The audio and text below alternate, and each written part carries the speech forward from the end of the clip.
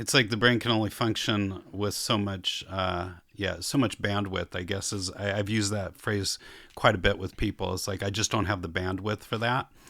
And one of the things I learned recently with my final post-op appointment with my surgeon was that the part of the brain that they had to take out the biggest chunk of, where the cancer was most deeply rooted, was in my right parietal lobe.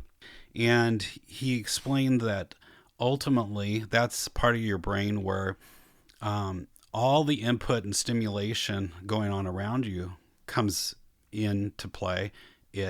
Your brain discerns the information and makes decisions about it. And he was specifically stating that, in an example, is that if I were to drive, where I would have to be careful is that if I look in my rearview mirror and I see a car coming up behind me, normally you're going to be thinking about the fact that that car is back there while you're paying attention to everything else going on around you. But in my case, what will happen is my brain will focus on one thing and one thing alone, and it will disregard everything else. And so in my particular situation, I might forget that I saw that car coming up behind me.